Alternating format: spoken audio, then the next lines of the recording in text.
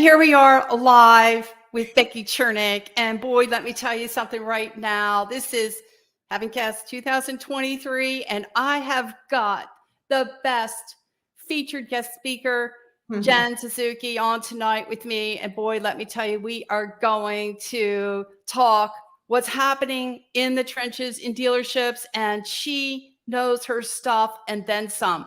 But before we go ahead and get into what's happening in those trenches, for those that are new to this channel, I'm Becky Chernek, and I founded my company, my training company, back in 2001, provide the very best in finance and insurance training for automotive dealers, and not just F&I. From the time that customer touches down on that dealership website, working with BDC, Business Development Center, to sales strategies, working with salespeople, to your desk managers, and simultaneously how we desk those deals to finalizing this transaction in the F&I office with that designated F&I manager or even that single point sales associate.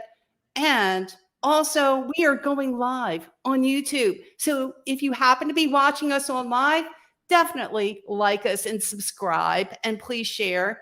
Also going live on my F&I Today group, and also on F&I on the Edge in Facebook. So I got to tell you something here. If you're not in these groups, you've got to be in these groups, because I have the best industry folks, most talented folks to help you in your career, wherever that may be in the automotive retail space. So make it a point to join. We're also live on LinkedIn and Twitter. So here we are. Jenn Suzuki is with us tonight, and we are talking digital retailing. Go ahead, Jenn. Yeah, well, thank you so much for inviting me to be on the show. This is so exciting. I have only done a couple of these, and they all happen to be this week. So yeah, I'm an open book.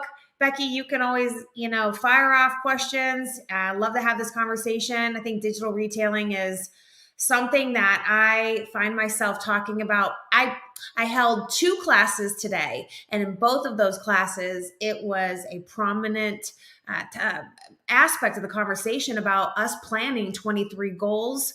I will say a lot of it has changed in the last year, even 2 years. I mean, it's just been it's been a roller coaster ride, digital retailing. It's been high and low. It's been all over the place.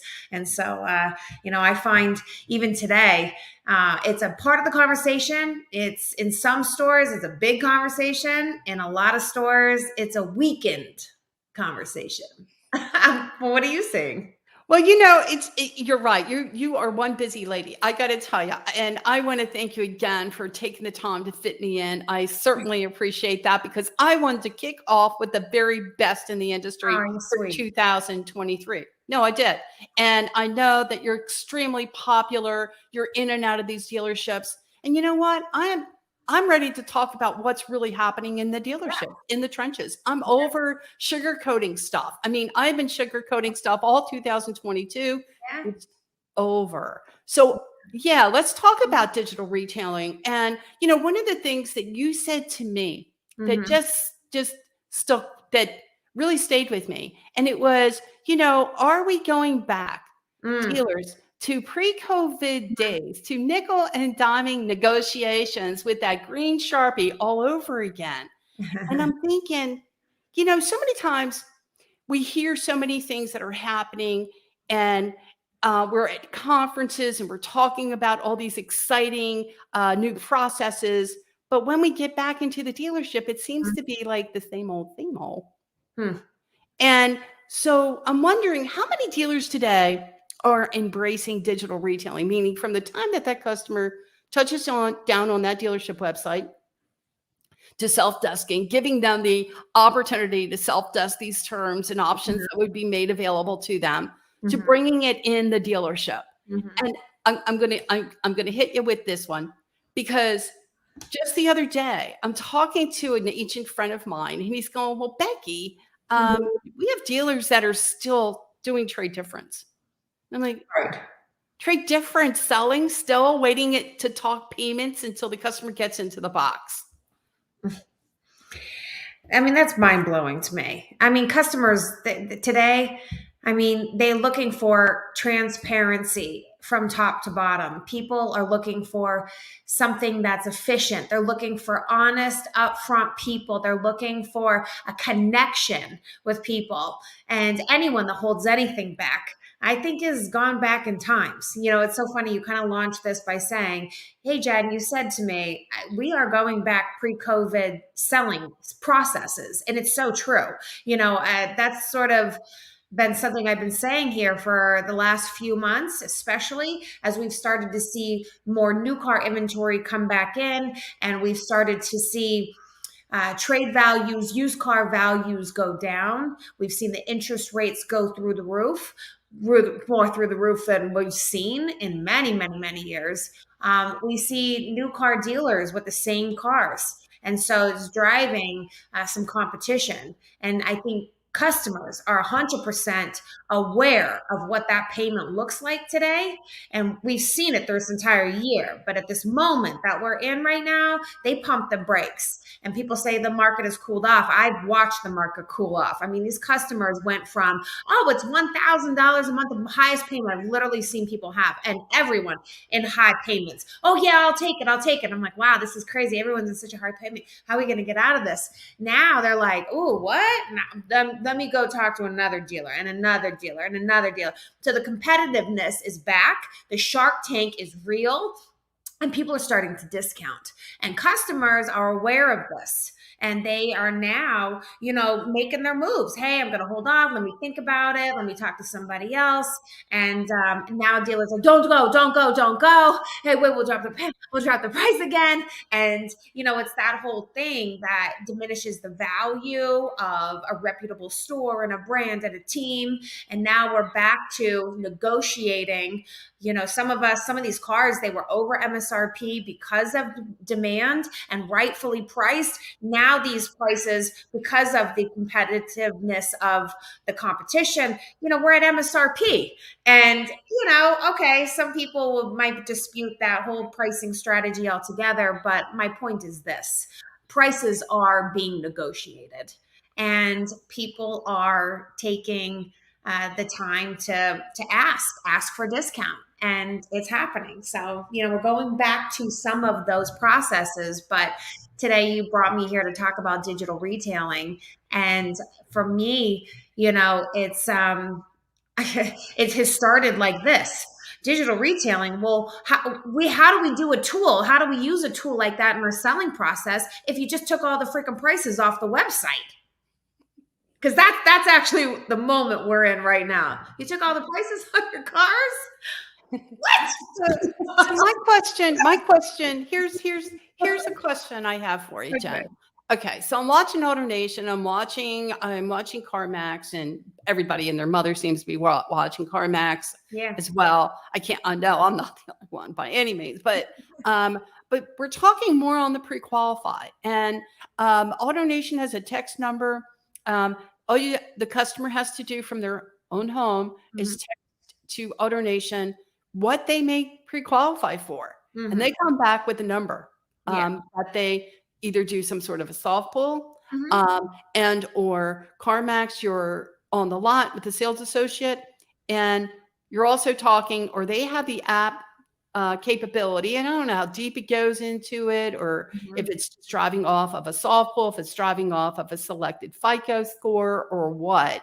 But again, the sales associate now has payment options that would be made available to the customer based on that customer FICO score, so they can get to these terms earlier on in the process rather than later on in the process. The reason I bring this up is because the benefit behind, to me, the digital retailing was that customers had a better understanding of what they likely would qualify for before they made their way into a dealership. That, okay, this is kind of what this is the type of vehicle I want to buy, and these are kind of the payments that I want to kind of stay within a range of. It's not perfect, but at the end of the day, it's better than nothing, rather than, okay, not doing it at all, not giving the customer the ability to self-test through these options that would be made available based on their budget criteria. But we're going to wait till the customer makes their way into an F&I office to talk about payments. What going on? Mm-mm. I mean, seriously, it just kind of blows me away. It's like you can't have these guys want to have their cake and eat it too. It's like, oh, well, I see that. But you know what? We're going to tell salespeople that we're not talking payments on the lot. Let's get real. We're not talking payments on the lot, but yet we're going to go ahead now with all this all going on. Somehow we're going to not have that conversation. And it's another mousetrap. And wait until the customer gets into that F&I office, and we'll have our experienced F&I manager close that customer down. Yeah, I don't know. I think that's going back in the hands of time. Nobody wants to wait that long. People want numbers. And if there's one thing customers have told us for time and time and time again, is that they want a transparent transaction. So what if, we're seeing Carvana and we're seeing CarMax and we're seeing some of these these used car operations, their stock plummeting, their companies looking like they're going to bust. There's a lot to take away from what people loved about those companies. And they loved the experience. They loved the process. They loved the upfrontness of the numbers. You take that away from people and, you turn business away. It's just like when I was talking about, why'd you take the prices off the website? Nobody likes that. Nobody wants to do business like that. Frankly, look, the grosses are going down. That's where we're at. Now people are scrambling and they're doing things that we already know don't work. It's like you almost like pressed in a corner. You don't know where to go. So you go with what makes the most sense on how you're going to get that gross. And I would challenge dealerships to, instead of going back in the hands of time and looking at processes like wait till they get into F&I to talk about stuff like that. I mean, we need to be talking about payments up front, because the truth is that, yeah, your grosses have gone down, but we need to shift the focus to value-based selling, relationship-based selling, which comes back to a digital retailing tool and being able to provide tools that the customers actually want and want to do business, and separates you from the competitors that think they're going to hide behind closed doors, and they're gonna do stuff like that to buyers today. Ain't nobody got time for that. I get it. It's the grosses. The grosses went down. You're scrambling. So Jen, here's the thing. I've been around in the industry longer than I care to admit. I hear you. Me too. And so no, I ran a Saturn dealership. Okay. I ran a Saturn dealership, and this is before I went to work for JM&A. That tells you anything. So I'll never forget when I took that position, and everybody, my friends, associates, everybody's like, my husband's like, why do you want to go do that for? Don't you know that those stores are going to shut down within a year? There's no way it's going to be successful. You cannot do this. You cannot offer one pricing. The dealers down the street is going to negotiate. The customer is going to go buy a Honda. They can negotiate at a Ford dealership, Honda, Chevy. No way is that ever going to be successful. Well, it turned out to be the complete opposite. Customers were lining up. They were flocking this freaking the stores, and we couldn't get enough inventory to go ahead and, to meet the customer demand. It was tough. And I got to tell you something. I loved the experience. I had so much fun, and customers really enjoyed the experience. All the way through the delivery process. And those that are listening in tonight, remember I say Saturn, we'd go out there to the delivery bay and everybody was rah. Remember that? Yeah. So what happened to all that fun? It was hilarious. It was so much fun. People loved it, and they were more than willing to pay full retail, because they saw the value. They had fun in the buying experience. But let alone, here we go again, and it's like tug of war. Grinder. We're in the grinder. It's a grinder. But it doesn't have to be that way. So, so when I took a position I get promoted. I was working with JM&A, and I get promoted to the AutoNation division. And we're meeting customers at a kiosk in the middle of the showroom. And there we were. And I'm like, okay, so we're going to present this menu out there in the showroom and we're going to be up front and people are going to understand the terms of the sale. And you know what? They're going to buy. How does this work? There's no ball and chain mentality, no bringing someone into an F&I box to try to close them down for 2 hours. And believe me, I pay my dues on that. But it was successful. But yet here we are. People are doing it. I'm in Colorado right now, and I'm literally miles from the Champ organization. Yeah. Champ does one price, 1 hour, one person. And they have made it a business practice. I love talking to them. I love watching their sales process. They give the salespeople the autonomy to be the one person. There is F&I, weaved into the software, but there's people there behind the scenes making sure that everything is right and coaching. But it's more to drive the experience that the consumers want today. If that's what people want, that's what I want. I can tell you this. I would not go to, I sound crazy saying this, but I also travel 3 days a week, and I've done that my entire career. So with that being said, I'm not going into a dealership to spend my precious time to buy a car. I want it delivered. You know what I mean? Like I want the paperwork done. I would love it to be able to do it on my cell phone. That's how I bought my last 2 cars in the last 10 years. It was digital retailing. I uploaded my vehicle. They never even saw my car. I got a trade value. I got my payment. I bought maintenance packages, and I did all of that, on my own time, and boom, boom, boom. The car was in my driveway. I've never even seen the people, that at the dealership. They come to my house, and frankly, it's the same thing when it comes to my service. You think I'm going to a dealership to get why do I need to do that? I want it. My time is the thing that is most important to me, and I will pay more to get my time back. Now, if it's presented properly. And I think that's what we need to, that's where we need to be, is to be able to show customers, buyers today, that we got a plan that meets their expectations. And it's not just one plan, it's multiple plans. We got so many doors of how you could buy a car from us. Just show me which door you want. I need to open all the doors, no roadblocks, no barriers. And if Jen wants to do business this way on her phone, and she wants to see her own deal, pick her own payment and blah, blah, blah, blah, upload her own credit and car and all this, then that's what we need to do.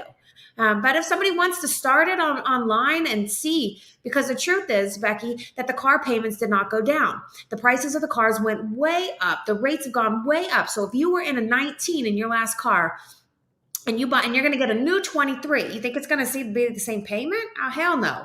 That payment's going to be like, what? I'm sorry, what?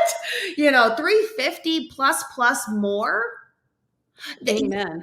That you need to talk payment up front. You need to do everybody a solid, because you're going to sit here and assume that customer wants a lateral move car, just a newer model year, and that they're going to be comfortable in that payment. You need to have that real conversation with people up front, because you may be on the wrong car. And no way am I going to invest 4 hours or coach any salesperson, put 4 hours into that deal, and you only find out, oh, I got to switch cars. That ain't going to work. So do we need to talk payment in the box? That's crazy. How about, speaking of which, you're hitting it. Absolutely correct. All day long. So it reminds me, I was working in a dealership some time ago, and I'm saying, this one dealer was saying to me, Beck, we don't have to be so worried about this here. I get predominantly high FICO score customers. We have a predominantly cash deals. Okay. I'm like, okay, I get it. But Becky, I just wanted you to know. Oh, I'm glad you told me. So I don't know. I went down the street. I went to the mall. I did something, and I came back, and I'm like, that's not possible. Something's not right. Mm-hmm. Where's the tier 3 and 4 business? Yeah. Why do you not have that? It doesn't make any sense. What do you have, some sort of radar around your delership? It's we don't come in here with tier 3 and 4 business, and we're only taking customers who pay cash. Stop it. So he says, I'll tell you what I'll do, Becky. I'm going to go ahead and I'm going to put a spiff out there. And I'm going to pay $40 for every write-up, which was a pretty nice spiff, if you ask me. Mm-hmm. $40 for every write-up. And what do you know he finds out over the weekend? It was 3 days later. Becky, we have tier 3 and 4 business. And the issue was we don't have the lenders. We don't have the right person in the seat to handle that book of business, right? Because they, over time, created this culture, and they realized, salespeople realized, you know what? The very minute that customer starts talking about not having the best credit, I'm not spending 3 and 4 hours on that deal. Right. Exactly. See ya. Just what you said. That's exactly what happens. It's called grooming the customer. Right. Out they go and get me a customer that can buy a car. Why don't dealers see that happening? Because that's really what's happening. That's what's taking place.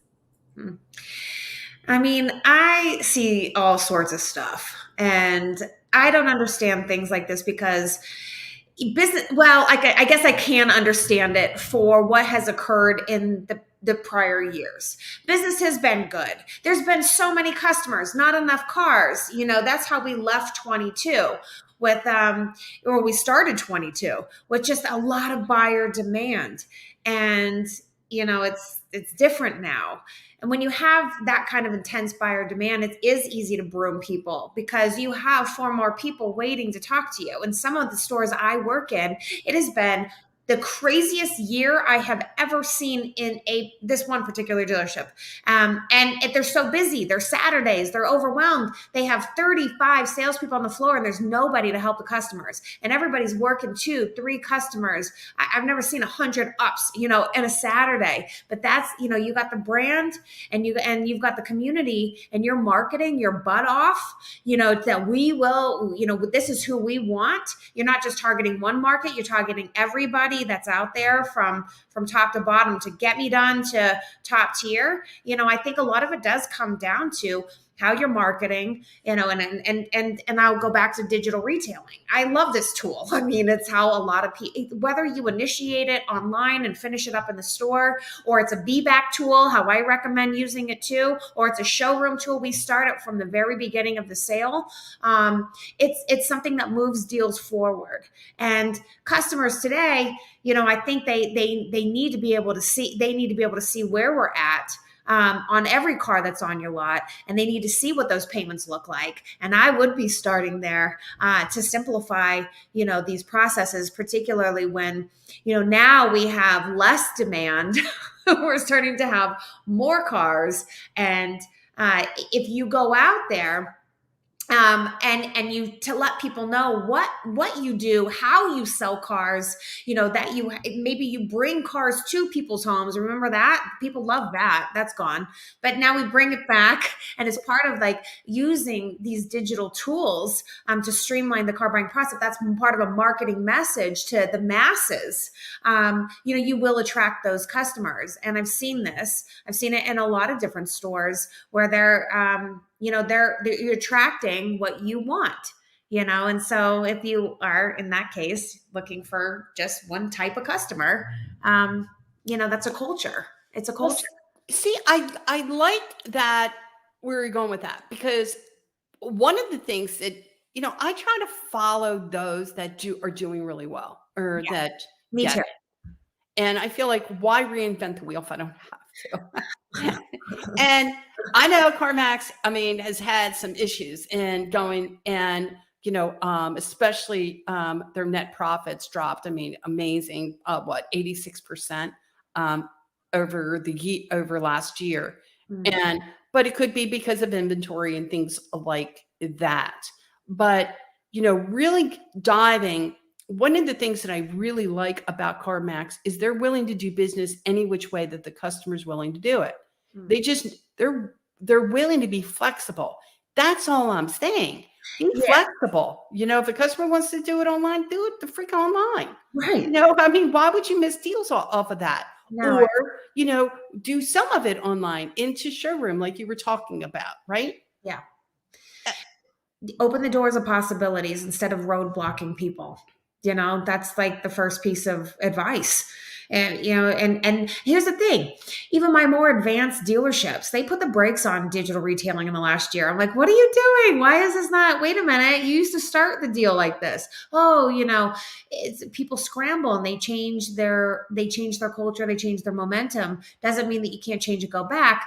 I think at the end of the day, you have to make a hard stop and say, how do I like to do business? And I can tell you, we're all Amazonians. Like, if you did not agree to that, you are lying, because we all love Amazon fast. And so the question is as a consumer, how can you make this easy and fast for me? How can you make this easy and fast? And the truth is that the payments went up. So if I'm going to make this easy and fast, I need to put the information in front of the people as quickly as possible. I need to help them select the right car based on the comfort level of their payment. Can I get them to bump that payment? Yes, I can. I mean, there's so many tools in there. One of the things that came up in one of my classes last week, I'm pulling up customers in their CRM. I'm calling customers with them. And I'm like, all right, come on, let's find some deals today. And I look in there and there's a note, customer walk for $100 a month. I said, they walk for $100 a month. Let me look at this a little closer. So, I'm in the tool in the CRM. Use the tools you have. Look at the past deal. How did that deal get structured? So that can help us structure a new deal. Go into the service records. The first thing, it's 2 clicks. It took me like less than 30 seconds to find the money. The money was in the service. They had already spent $1,200 last year at the point where I was calling, in the service department, their service department. Who knows if they went other places, but that $1,200, that $100 a month they were looking for. I said, did you ever look at the service records? This guy's bleeding out. Stop the bleeding for him and be a solution provider. And so now we have got a reason to call this customer. But I guess what my point is this: we got a ton of tools out there. We got to use the tools, and we got to use the tools to help people and be solutions. Be a solution provider instead of like a hard seller. Or just assuming people are going to sign. Budget is a real focal point for people today. So budget and affordability is an issue. Where do we need to start? Amen. And, I've always been one, even back, my Wonder Woman days. You like Wonder Woman or what? But back in Wonder Woman days, when we were doing subprime at a Toyota dealership, when everybody and their mother said, Becky, it's not going to happen. This is a Toyota dealership. It's in Annapolis, Maryland. There's no way you can draw subprime people. Just not going to happen. Well, guess what? It did happen. Oh yeah. And the thing is that again, I don't care if it's customers that have an 800 score to a customer who has a 450 score, maybe even 375. Just depends. I'm just saying. But it's really have that process down to determine the customer base sooner rather than later, and what you're getting yourself into. It is a sales process. It is sales training to determine earlier on, right? Mm-hmm. What you're working with, and then from there, the steps to take once you make that decision that the customer might have some slow pay, derogatory slow pay history. What are the steps that we take to determine at the end of the day, I might be able to get this customer approved. How many times were we able to get that customer approved, then come to find out they weren't able to, or weren't willing to take the payment of $500 or whatever the payment was. Mm-hmm. So I worked and was able to get the deal approved by the lender. But when it was all said and done, the customer's like, I appreciate that. Don't get me wrong, but I'm not taking the payment at $575 or whatever the payment was. So this is why it's so important earlier on in the process to determine these payment options in advance. And, look, I think you also have to tread really carefully here too, because you can come across as very insensitive, and you can also come across as like, hey, I don't think you could afford it. I just want to find out if you could afford it up front. I don't want to waste my time. That's a transactional seller. We've been transactional sellers for many, many, many decades. What I want to be very clear on is that, especially going into 23, relationships with people, remembering things about people, getting to know people, investing your time in your community. To me, that's what's going to help you squash some of those hey, I'm getting a lower price at another dealer right now, vibes. Absolutely. And yeah, th- I mean, This is where I feel like the technology works in favor. I agree. Let the customer have the control. Well, let them Give know they control want to get control. Just let them have the flexibility to determine these payment options in advance for themselves. Yeah. Turn it over to them. Yeah. Well, and you could start off your relationship and you can kick it off on a very positive, favorable, and memorable note by just letting people know right away, your intentions. This is relational selling. Being able to let them know what my intentions are today on how I can serve you and how I can serve you in multiple avenues, depending on what feels right for you. We have a lot of different ways that we can help you achieve a car today. There's certain questions we need to ask every customer, and this helps us integrate that tool and using a lot of other technology too to streamline the experience for customers. It all starts with asking the right questions and being mindful of, hey, I don't want to come across as like too cold and icy, transactional only, because that's not going to get me over the finish line when it comes down to the number. When they see that 525, 625, and it's like significantly higher than the payment they're making now, we don't want them to bounce and be like, no, never mind, bye. No, we need to should have already asked them the right questions and been in switch car mode and been thinking about how we can help this customer, and having the technology there to be able to, hey, look, if they're going to go, they're going to go. You're getting the link to that deal. So in case you want to rework it, or you want to switch cars, or you're feeling like maybe we need to give this a shot at something else that's on our lot that we didn't have time to look at because they were in a hurry, whatever, I need to integrate that tool into my BBAC process. But going back to this, it's like, it really starts with asking the right questions. There's significant questions that have to take place up front in order for us to integrate this tool effectively, and also to streamline this experience for this customer. I need to ask the right questions. First, I need to figure out why they're in the car market. I need to find out why they're in the car market. Is there a pain point here? Is the time frame? What does their time frame look like? Because this could be an order. This could be an inbound unit. This could be they're in an emergency situation, and we need to show them, certain very specific cars with features. Leading to the next question, what are the features that are most important to people? What does their lifestyle look like? So that way I can match them up. And look, salespeople need to know their inventory now more than they ever needed to know their inventory. We had a problem with certain used cars. People are looking for a certain type of used car right now, a certain budget. I need to know my budget cars. I need to be stocking budget cars, and I need to know how to integrate this tool with the budget cars, because it can't just be like, we change processes for different levels of buyers or different affordability levels, which happens in some stores. I know I'm throwing a lot at you, Becky, but I'm really dialed into what's going on right now and how we can make it work for both the dealership and, the customer. There's just, things are shifting. And it's time to step up, recognize, and be like, hey, maybe we need to change some of our processes. Well, here's the thing. You're so right. And I love your passion. You didn't say the budget. What are you paying now? Where do you want to be? What's your comfort level? Sorry, I had to say that before. Well, I think it's important that, there's so many things that we need to be dialed in. I mean, there's a lot of things going on. Identity. We need to assure that customer is who they say that they are. We need to have these tight processes put in place.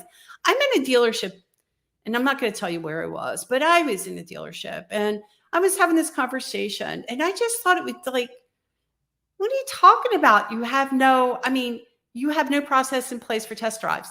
I'm just putting this out there, just in this, and not that it necessarily belongs or not in this conversation, but it just kind of blows me away because, okay, so we take a customer's driver's license. What are we doing with that? Are we uploading it anywhere?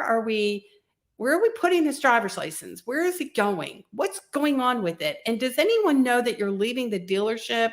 And what are you doing with this driver's license? And you're going on a test drive. So if you don't come back, does anybody know? I mean, where are you? Where are you in this process? Is it logged?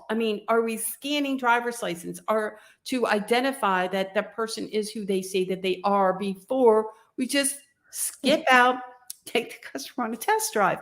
These are some of the important processes that we must have in place to assure that we're taking care of our own employees, number one. Totally. And then, of course, we want to stop fraud from happening in the dealership. I mean, come on, more and more dealers. There are more dealers. I mean, last year it was crazy. How many fraud victims? I mean, just incredible. I think when I was talking to Pete McGinnis, he was telling me that, I don't know, maybe on average, there were 3 vehicles stolen from a dealership. I mean, it's just amazing. Why wouldn't we want to make sure that we have processes in place to validate that customer is who they say that they are, let alone determine the income or determine that their creditworthiness to some degree in a way that makes sense. I'm not looking to be bullish here. I'm looking to put it into a user-friendly conversation process that makes sense, that we know who we're dealing with, and to assure that that customer is who they say that they are. And also, let's determine some of this budget criteria earlier on. That's right. Isn't that what we're talking about? Whether it's online or in dealership. It's true. There's so many pieces to this thing. It's hard to remember all these things. It's just crazy. I mean, trade evaluations. Okay, just a trade evaluation. What's happening with this trade evaluation? And JD Power trade evaluation via the digital retailing tool, which I absolutely love.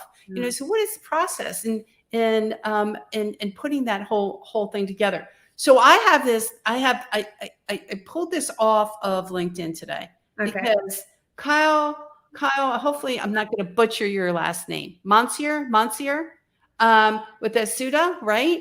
So the question was this. So you want a frictionless buying experience in your store, but you also want to not give real written offers to buy trades, introduce the F&I manager after hours of rapport building, print paperwork, don't talk to me about TMB, something about, and hold back empowerment of sales reps to get through the process quicker.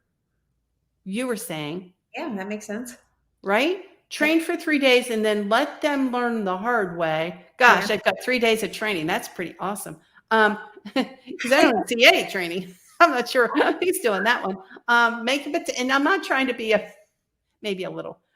Make a potential customer check availability on your website instead of actually creating a process to manage your digital. Make a potential customer check availability on your website instead of actually creating a process to manage your digital showroom. The industry is shifting. I know that. There are dealers everywhere that are the antithesis to this realities. It's simple.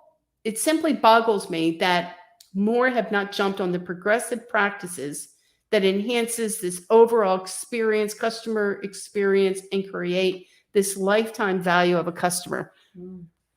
So I know what I had to say. And I tagged you. What do you think about this? What do you think about why, like your dealer, why are they going back? Why are they gravitating back? Is it they're gravitating back because that's what the customers are doing? Paycheck. It's all about the paycheck.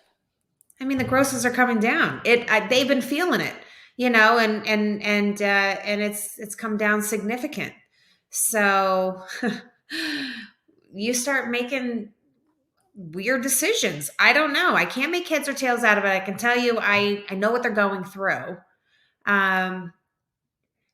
They're competitors. They're worried about the competitors. If they don't, they think they're not posting their prices, then we don't need to post our prices either. But the truth is that I'm not going to call you. I'm not contacting you. I'm definitely not going to your store unless I feel that this is a trustworthy, source, a place to go to, or that you're trustworthy. I need to feel confident. I need to feel trust towards you in order for me to move forward. So, do you think dealers really understand digital retailing? I think so. What it is. Yes. The reason why I say that, the reason why I'm asking this question. So on the same thread, a dealer mentioned that he's thinking, why are we so pressed to complete the online experience with the customer. And I'm like, well, first of all, that's not what digital retailing is. Digital retailing is to engage earlier with the customer, to connect with the customer earlier on. We're still, I mean, you might have customers who finalize the experience, complete experience online, but not many. Mm-hmm. But really, an ideal situation is from online to get them in the showroom to pick up where you left off. pick up. What did you just say? Pick up where you left off. Thank you. Yeah. Do they not understand that? You know, this comes down to people, and it comes down to culture. It comes down to leadership, and it comes down to accountability. You know, when in the last couple of years, it's been easy to put deals together. So a lot of people got away from this. It wasn't a top priority.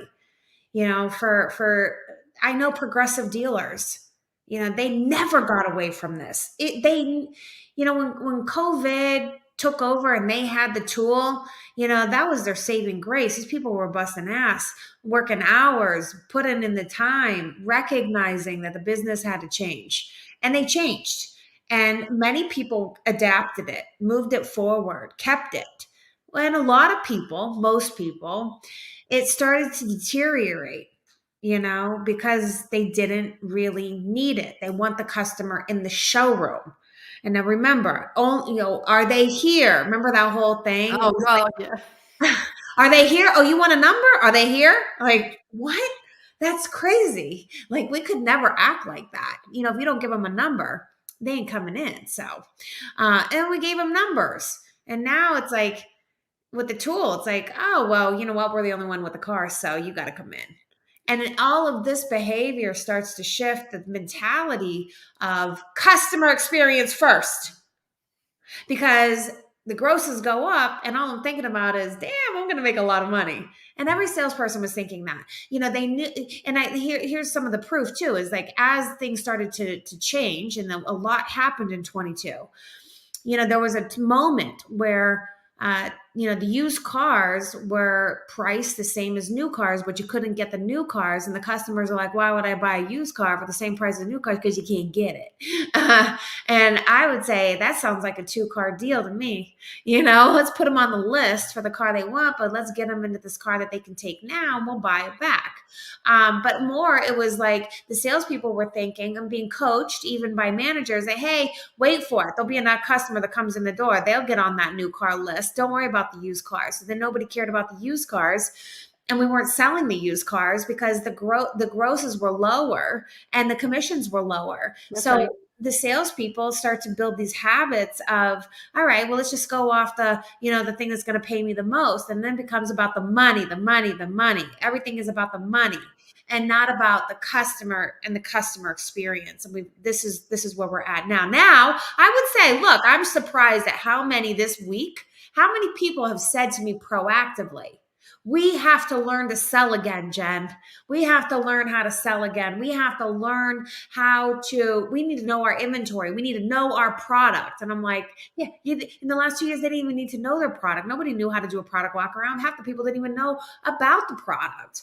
And I know I'm just ranting here, but for me, I see it as golden opportunities. I get pumped about the transitions. It's hard to keep up on transitions. So, you know, I can be very sympathetic over not being able to change fast enough. But for those people that are listening to something like this right now, these are going to be our hitters. These are people that are like, let me see what's out there. Let me dabble in something new. And we're going to have to going into 23. It has just been a constant evolution, and evolution is change. Well, you know that what they say about good times, right? Create bad habits, and bad times create good habits. And that's exactly what it is. I mean, I certainly saw the writing on the wall. It was like, okay, well, I'm losing some skill set here. I imagine that you would. So it's like, when's the last time you train your salesperson just on presentation, and whatever that presentation is, whether that be self-desking or simultaneous desking, or if it's a modified 4-square from Vin Solution eLead worksheet. And it's like, okay, well, give me a break here. At least when you dial into your digital retailer and you utilize their tools, it's much easier to present your worksheet because the customer's more dialed in. It's evolving as they pencil the transaction. It's easier. It's almost like menu selling. It's there and it's presenting all their options, as opposed, you know it as well as I do, that some of these salespeople couldn't present a thin solution e-lead worksheet if their life depended on it. I have often said in my workshops, I'll tell you what, guys, go ahead, grab me 5 of your top salespeople. I want them to present their worksheet. Present it to me. Let me see what you've got. And you know what? The reality of it is they don't do all that good with that. They wouldn't know how to overcome an objection if their life depended on it. I hate to call it what it is, but that's what it is. There is a lot of that. But I will also, there is a lot of that. I mean, that's the truth. I mean, a lot of people will admit that. I've seen it, but I tend to work with more progressive stores that have been training with me every single week. I mean, they have been having me out more than twice a year, really going hard on this time. Good. Ensure that their salespeople didn't become lazy, but look, these same dealers are still training with me, and their managers are still saying, hey, we need to fire this up. And it's like, they know what to do and there's muscle memory there. However, it is going to require a bit of a leadership push in order to get back on track, and there are a lot of dealers out there that have pushed really, really, really hard to stay current, to stay relevant over the last couple years, and they've prospered. They got paid for that. So I just think that there are some, though, who have, it's been a lot easier to present the first pencil and be done with it. Oh, by the way, okay, that's the price of her car. It's easy to be like, oh, you didn't get approved, and don't even go fight for a cosigner. See you later. We can bring somebody else in who can buy this car.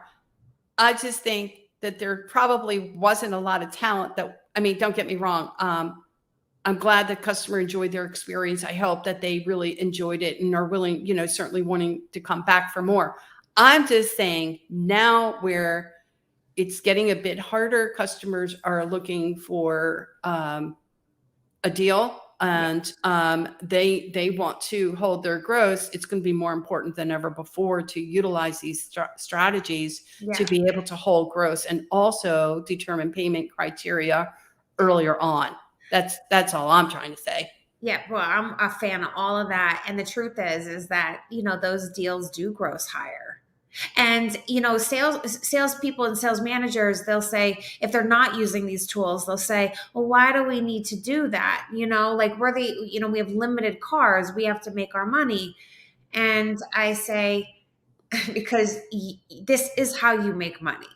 When you don't offer them these tools and the level of clarity in the deal structure, they're going elsewhere, but when you offer clarity along with connection and value, now now we have an opportunity to sell a car. Without it, it's just you're a number, and they're on to the next person. They will come back to you, even if they try you out, because they're not going to get a high level service and the tools and the streamlined efficiencies if you are bringing it, and this is why you want to be the one that's bringing it. You want them to fall back on that memorable experience you gave them that nobody else wanted to do. No, I think that's exactly true. I do. I want to be able to make sure that, hey, that not only did we find the right vehicle for you that you budget for, but you really enjoy the buying experience at the same time. We used to do that Saturn. We did it with AutoNation. It's doable. It's doable, right? We don't have to really kind of pigeonhole someone into a payment that they not necessarily can afford. And I know that sometimes that still continues to happen, but I don't necessarily I think if we can get to it sooner rather than later. But then again, you have those wonderful stores out there who do really, really well with trade difference. And it just blows me away because again, they defeat the odds. And so it's like, okay, customers, I don't know how. So my question is, okay, do you think salespeople are talking payments on the lot anyway? Do you really think that they're not talking payments on the lot anyway, even though that management says, we don't talk payments on the lot. Don't you talk payments on the lot? We wait until the customer makes their way into the F&I office. So I can imagine, just like we were talking about earlier, how many salespeople might say, oh, I don't know if I want to wait 3-4 hours and then find out the customer can't afford the payment. That's crazy. Isn't it? I mean, I don't even know how to respond to that. It's just, I can't. And there are big dealers that swear by it. Behind that. South Florida, we're notorious for trade difference stores. We don't talk payments until customer makes their way into F&I. And I'm like, well, aren't you strong? Hey, I'm like, okay. But I did a poll on LinkedIn and I'll tag you on it. I'm telling you, there are dealers out there that do trade difference. And I've always, I've trained on menu selling for many, many years. Mm-hmm. And I've always been the one to say, box closing and menu selling do not go hand in hand. Mm-hmm. I don't care. It just doesn't. You're going to try to tell me that you're going to go ahead, quote a base payment to that customer, and then upsell products after that. Not happening. It just is not happening. So I don't know. I just think it's important that however which way a dealer wants to go, they really need to review their processes, with a consultant trainer like yourself or like me, and really process this through. Because I think once they take the time to really sit through it, they'll see and find out some inefficiencies along the way. You have to want it. You have to dial into it. You have to get out there in the trenches and walk through that whole customer experience and see what that looks like. And is that representing you, your company, your team, your brand? Because I don't want to personally be known for someone that makes customers upset. They're never coming back to me. I'm fighting for retention every single day with every customer experience. I don't want to be known for somebody that was in a way not giving the customer what they wanted, holding back, and that causes conflict, confusion, anger, and that's not going to put deals together. It's certainly not going to help us gross deals. I want to be the opposite. And sometimes people in managerial positions don't even know what customers are going through because it's been a different time. And now it's time to get back in the trenches and walk through these customer experiences yourself and say, hey, what do we want to be known for? And is our technology aligning with what we want to be seen as? I'm fighting for retention. I want that customer to come back to us. I want them to get into the service department, and I want them to continue the cycle. Right. And so there was a question I had that I was wondering if when you train up your salespeople, do they understand the benefit of really having that conversation earlier on with the customer as it pertains to budget criteria to some degree? They don't have to go into this major deep dive of all their credit and that sort of stuff, but just having some sort of a better understanding as it pertains to their budget criteria before they go ahead and land the customer on a car. Yeah. I'm a huge advocate of that. It's that, and this is why I like these sort of tools, because these tools, the ideal process for me is that customer comes into the dealership, they sit down with that salesperson, they are immediately looking at available inventory, and there's payments on all the cars. That's it. Then I'm going to demo them. Well, it's interesting on this same thread. Now, I know you're very familiar with NADA, and so they were mentioning that NADA now is getting into training up these payment sent quotes to the payments to the sent quotes. And I'm not saying, I don't really care, but I don't know, penny cent quotes or some sort of a payment rate. I don't know.